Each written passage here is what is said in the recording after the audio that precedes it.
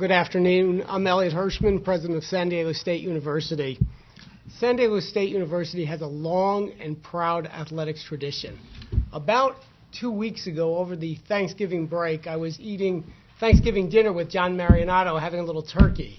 And he presented a proposal to me, which was that we would join with Boise State, University of Houston, SMU, and the University of Central Florida in the Big East Conference.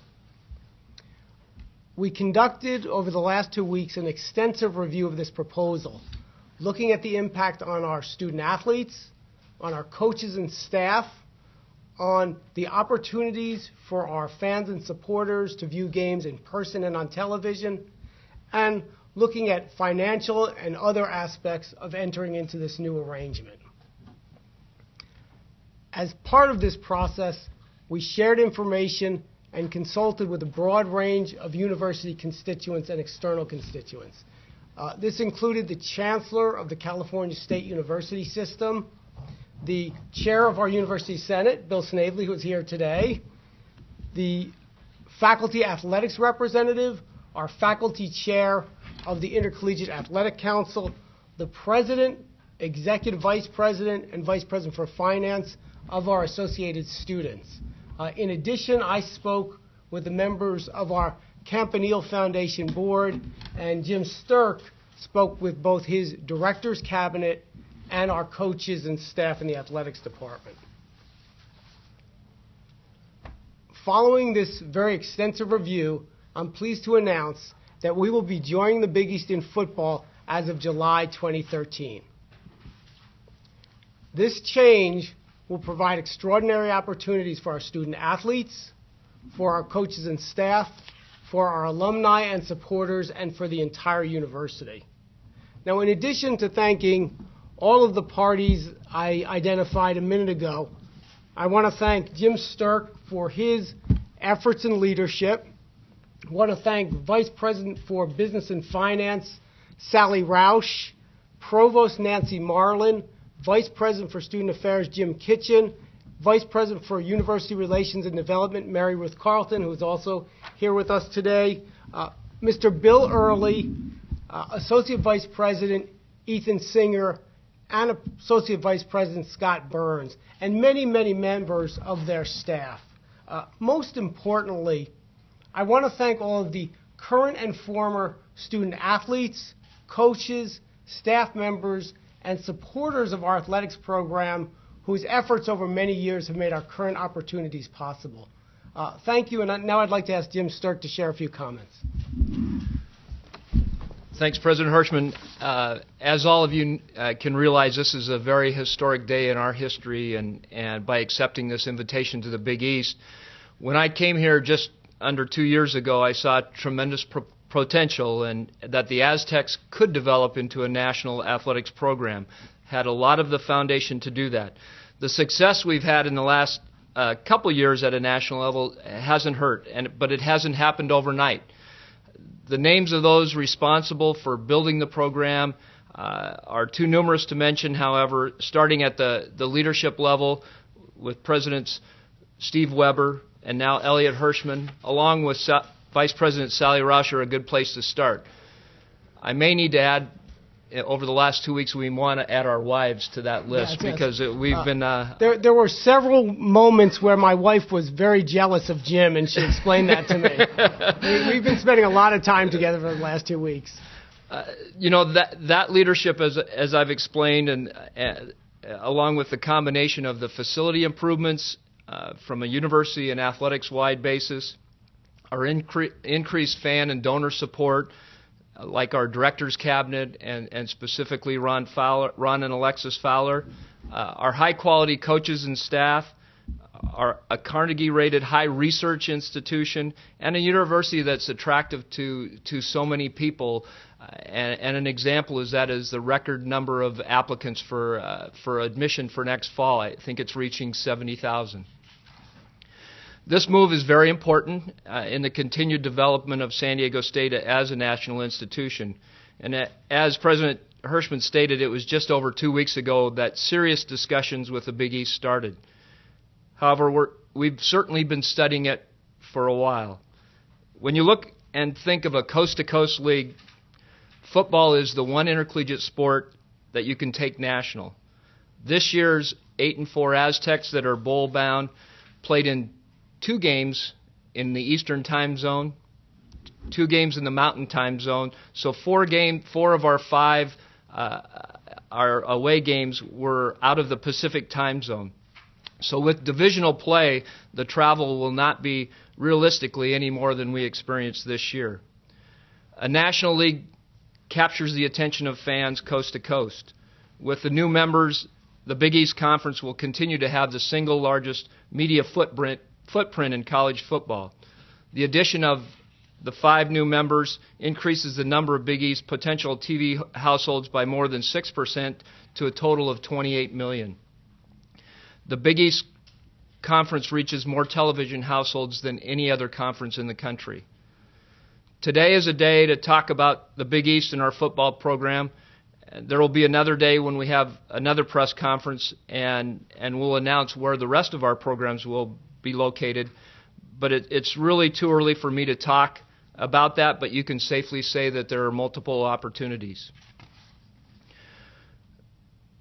In closing, I just want to reiterate that we're very, very excited. It's a significant day. The national level exposure for San Diego State University allows us playing football at the highest level, the automatic BCS bid with the Big East Conference, and assist and support for all our programs that we can have the resources to compete nationally. With that, I'll close and open it up to any questions. And let me just add, as I said on the national teleconference, we're honored to be with so many great universities, and we're also excited to be competing at the highest level. So we're excited for them to bring it on with us, and we'll be competing with them in 2013. And open it up for questions. Jim, was this more driven by the need to get TV dollars or to get a lock to be the potential BCS bowl? Well, I think both of those and the addition of the national exposure, the opportunity to compete at the highest level, and also the dollars obviously help our program as we've struggled to combat the reduction in state support. We had over 1.1 million in state support for our athletics program drop this year, and we were able to do it for the short term with attendance and ticket sales, but long term we needed to help find a solution to help with that. Can you quantify how much more money you might be getting from the Big East Conference that you compared to what you got in the Mountain West? Very good question. I think as we listen and know, there were 6 different media consultants that the Big East has used, and then each of the new members employed their own. I think some of the existing members, you heard from some of the existing members. So I think there's 10 to 12 media consultants that have weighed in on this, and the range. A conservative range is from $6.4 million to a range of $9 to $10 million. We've heard from different folks, and that's in relationship to 1.5 from our current television agreement. And so, how does that revenue impact the athletic department here at State? I mean, what does that mean? Well, you may know we've gone through the last 3 years. We reduced staff by 25, both coaches and staff, full-time and 12 part-time. Some of our programs don't have full allotment of coaches and staff members that they can have. We have the additional challenge of increased tuition throughout the system, and in California it increased significantly. And then the new Division I approval of the cost of education. That alone is probably a $400,000 to $500,000 number per year that are just to stay what we're doing right now. So a lot of this will help us just to maintain and grow our maintain. And I would add, just in a sentence, an important aspect of this is financial stabilization. The additional revenue helps us to stabilize and support our current programs. So can you be a little more clear about where the money is going? I know you kind of touched on it a little bit, but it's a lot of money and it's Well, as I said, we're prior to when I arrived, there was a $3.3 million deficit, and so we've been cutting at that, and it has disappeared, but we don't want to have that again, and with the increased costs, it's a lot just to stay with what we're doing right now, and also adding back a few of those coaches that we've been missing, staff members, services to our student athletes like academic support, medical support. Those are areas that we want to focus on and have the best student athlete experience we can. Our staff and coaches have done a great job and trying not to dip any, but they need some help, and that's. Will all the money go directly to the athletics programs, or will it go around the university? Well, I think at the end of each fiscal year, that decision would be made. Where the program is. I think it's premature to talk about how we're going to spend the money that we don't have. But if we ever do run a surplus, then we'll consider how we're going to allocate that. Jim, do you know when you'll get the money? Is it when you officially join in 2013? Do you just get the lump sum, or is it? Each year, and if you listen to the Big East call, they're negotiating the TV contract this fall, I think September of 2000 with ESPN and their current TV partners. So that, like the president said, we don't have the money. It's not there yet, but that's the prospects of with it, with being able to, the league being the largest, most household leagues in the country. The Big East is the last conference to negotiate, major conference to negotiate a TV contract, so they have that going for them, and there are people that are interested in carrying college sports. There's competition. And that's yearly, right? 6.4. Yes. Yeah. Jim, what is it going to cost you from an exit fee standpoint to get out of That it depends on your last year's revenue. We budget revenue from the conference at $2.5 million, so it could be that. It just depends next year how the revenues come in and what level. It could be $3 million, it could be $2.5 million. It just depends on the revenues. But they basically keep the last year's revenue that you're in the league. What does your political and legal expertise tell you about the future of the BCS, and are you joining something that's Good question, and that's one we wanted to research. You want to take? Sure. One of the most important aspects of joining with the 5 other schools is that we build in stability into the Big East. So now we take the 5 schools we came with, join the 5 current football schools, leverage that with all of the basketball schools, and build tremendous stability. And that positions us very well for BCS prospects and obviously for the associated automatic qualifier. So what I'm asking but BCS disappears. Right. This is still a good decision from the standpoint of, because of the opportunity that we have from a national spotlight, from the exposure and from the revenue that's drawn from the television contract that's separate from the BCS. The BCS money, I think they estimated it's another $1.8 million in addition to the television money.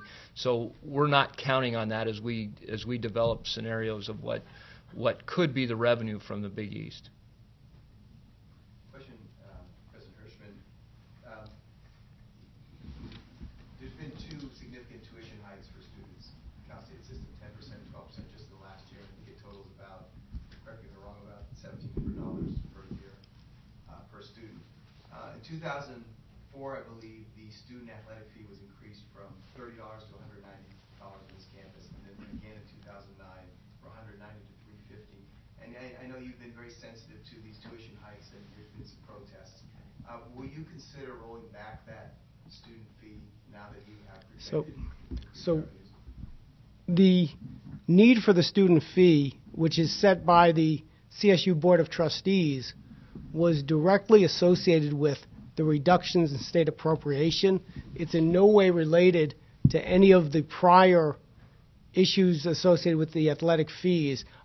And those fees are absolutely necessary as Jim was outlining, for the athletics department to function and to serve students and this entire community. So those are not on the table in terms of rolling them back in any way. And what about as a follow-up, this is a heavily subsidized athletic department. The $15 million is the number that of public subsidies, whether from student fees or from general fund subsidies to the athletic department. Will you consider reducing that, or are you going to keep? So the student fee is not a public subsidy. It's student tuition that the students have agreed to allocate to athletics. The actual subsidy amount, I wouldn't even call it a subsidy, but the state allocation that the athletic department receives is about $5 million, and it's one of the lowest amounts for any Division I program in the country. Will that amount be changing in the future, or will you make a decision to take some of the Big East revenues and replace them? We're not going to use Big East revenues to replace the state appropriation. The reason is that the purpose of these funds are to stabilize the operations of the athletic department. And what about the other sports in the athletic department? Is there any possibility that they move into the Big East, or will they continue to be, is the plan for them to continue to remain separate? So I don't think it's likely they'll move into the Big East because they have different scheduling and different travel constraints. But we are looking right now at several different conferences as possibilities. And we've been very pleased that the knowledge of all of our athletic programs and how strong they are has attracted tremendous interest from multiple conferences. And so we're still sorting through all of those possibilities. But it's really a testament to the strength of all of our athletic programs that there's been such large amounts of interest. Is there the possibility that since you have the basketball program, which is presumably a revenue generator for the university, is there the possibility that that will land someplace where it too helps generate revenue for the athletic department? Well, it does generate revenue, like you said, and part of our agreement with the Big East, for instance, is a scheduling 2 home-and-home games in basketball, and so that was something that, like President Hirshman said, basketball, they play. We have enough trouble, with going to Wyoming and Colorado State and the missed class time. So we want to make sure that it's limited to the least amount possible. And so being able to stay within a region with our athletics program, the rest of our programs are important. And like we said, football is a little bit different. They play once a week. They play, usually on Saturdays, sometimes a Thursday or Friday or whatever. But for the most part, they play on the weekends. So the missed class time is at a minimum. So it was a mutual decision to not add basketball to the Big East? Yeah, absolutely, absolutely. And it was also a mutual decision to have the home-and-home series with Big East teams to be determined. So we're really excited about that as a prospect for our basketball team. So did they approach you about bringing basketball to the Big East with football? And you guys said, I don't know, or no? It was a mutual decision that it just wasn't workable given all the scheduling constraints. Dr. Hirshman, I have a question for both of you. Sure. When you told Craig Thompson, the Mountain West Commissioner, you were going to do this, what was his reaction, and what do you feel about walking away from something that you were the cornerstone of? So I can't really comment on that because we're still engaged in ongoing discussions with the Mountain West. But I would say that the league is different today than it was to the latter part of your question. I think of what we started the league. We have seen BYU, Utah, all those schools leave, and so it's a different league than it was when San Diego State was an initial member of the league. Jim, you mentioned 2 home-and-home games, so 4 total, correct? Is that contractually written into the agreement? Yes. Because the Big East Commissioners asked twice today in the conference call about that. He said it merely is to facilitate discussions, which Right. is different. But with commissioners, for instance, the Mountain West and the Missouri Valley Conference, they facilitate games between. We played Creighton this year and have different different schedules. So they facilitate those games. And we've already had, I know Coach Fisher has already had discussions with Big East coaches about possible games. But so they're obligated to play them?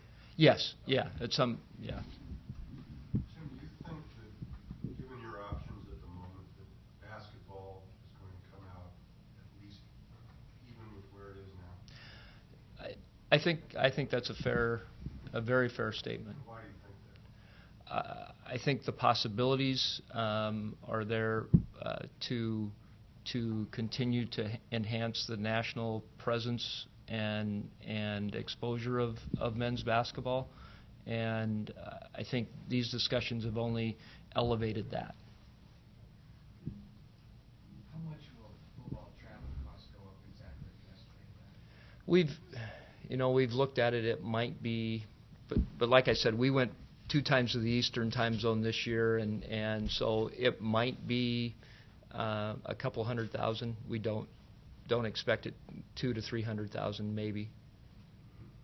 It just depends on your schedule. Each year your schedule changes, and how many, and how far you're going, and so I don't see it much different than this year. Right. We've heard some reports that were really outlandish about the increased costs, but when our folks did a detailed analysis of it, it was in this much more modest range.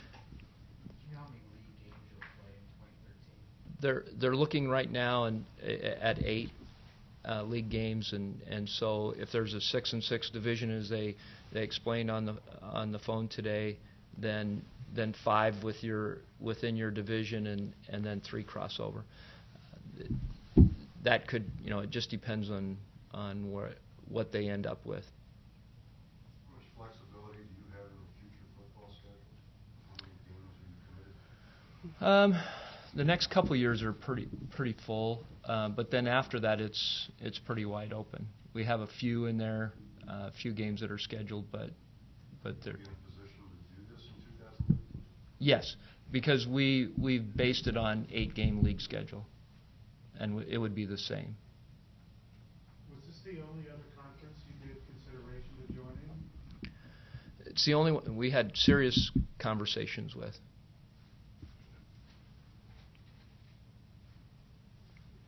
Can you sort of say now that you can wipe the sweat off your brow and say, thank God we got this deal done, because, all the conferences and the whole situation was so fluid. So obviously it sounds like a good fit for you, but, talk about the stance, the emotions, where you're at right now. Sure.